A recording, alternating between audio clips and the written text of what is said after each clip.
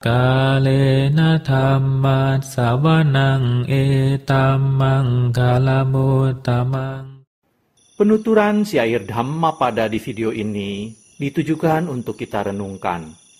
Penuturan bahasa Palinya bukan sebagai sarana pembelajaran pengucapan bahasa Pali yang benar.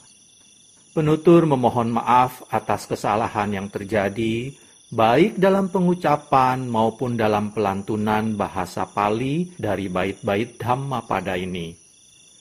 Untuk syair Palinya, penutur memilih membacakan dari hard copy kitab Pustaka Dhammapada Pali Indonesia yang diterbitkan oleh Sangha Theravada Indonesia.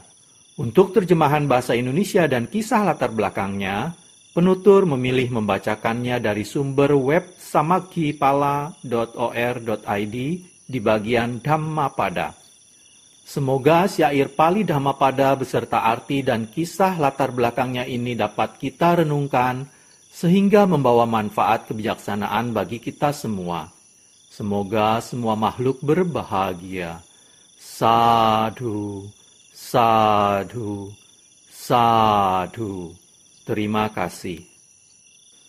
Namo tassa bhagavato arahato samma sambuddhassa. Namo tassa bhagavato arahato samma sambuddhassa.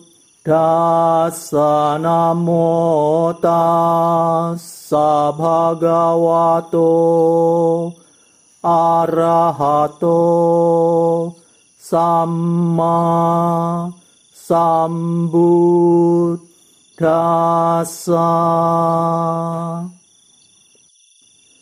Pembacaan bait-bait Dhammapada beserta arti dan kisah latar belakang dibabarkannya bait tersebut oleh Buddha Gautama.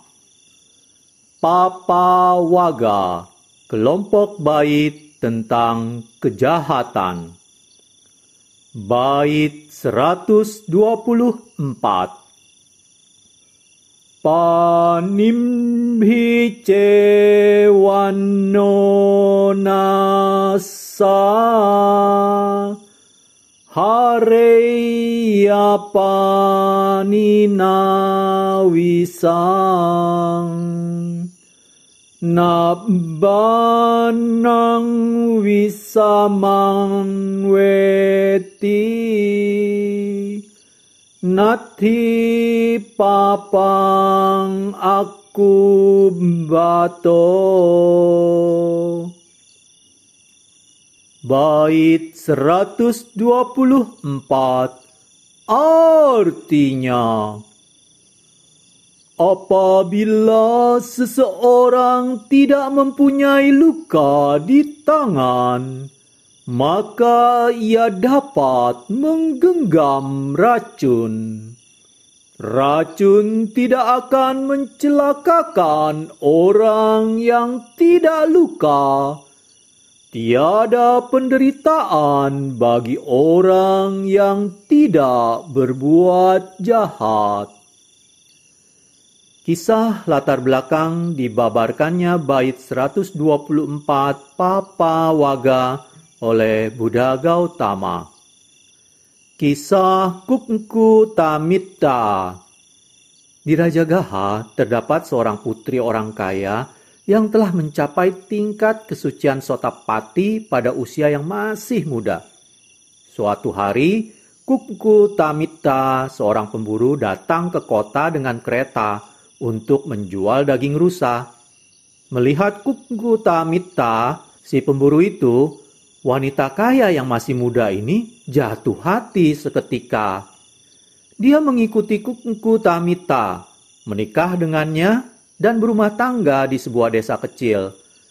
Dari hasil perkawinannya, lahirlah 7 orang anak laki-laki. Dan setelah tiba waktunya, semua anak mereka menikah.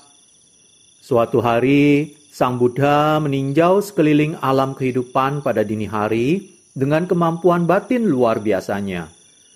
Beliau menemukan bahwa si pemburu, ketujuh putranya, dan istri-istri mereka sudah memiliki kesiapan batin untuk mencapai tingkat kesucian Sotapatti.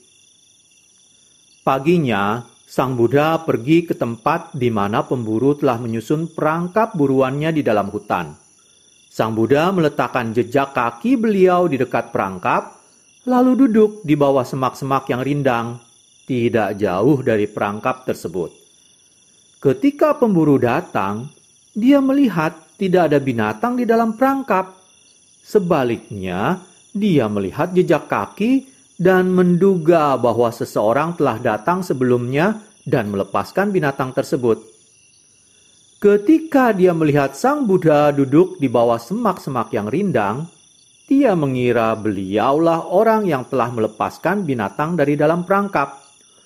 Dengan marah, pemburu itu mengeluarkan busur dan anak panahnya untuk memanah Sang Buddha.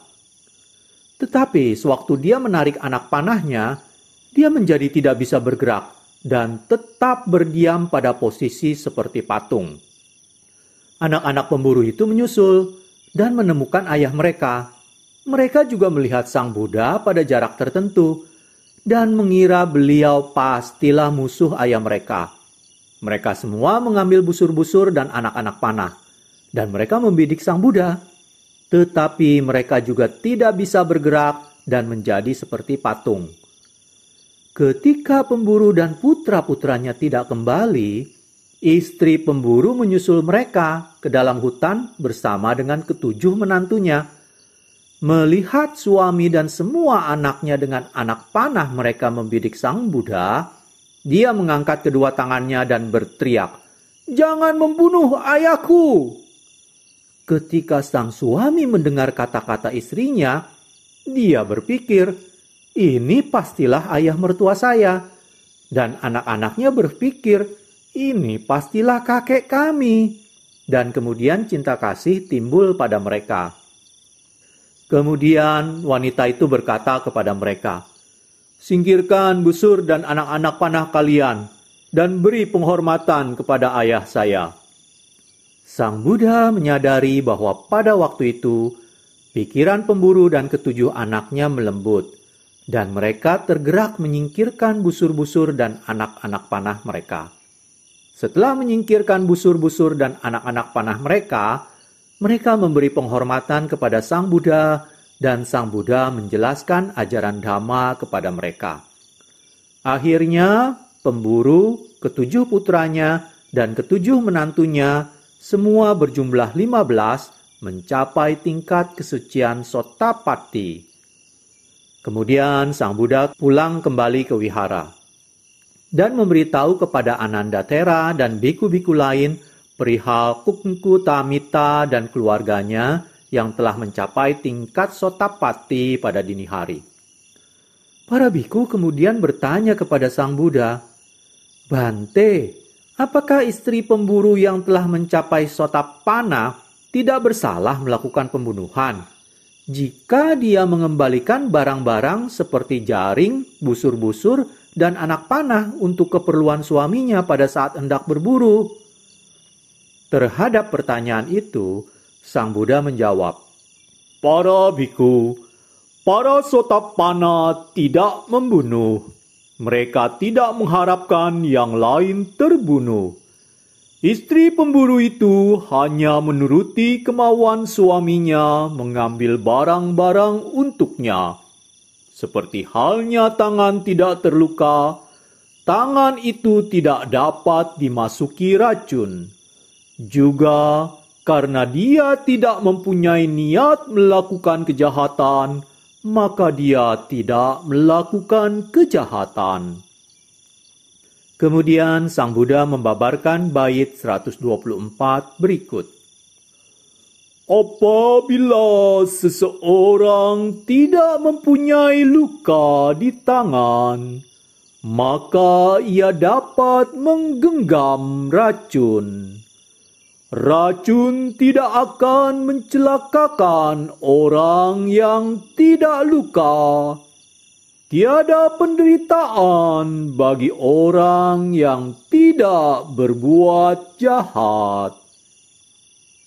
Kalena dhammat savanang etammang kalamutamang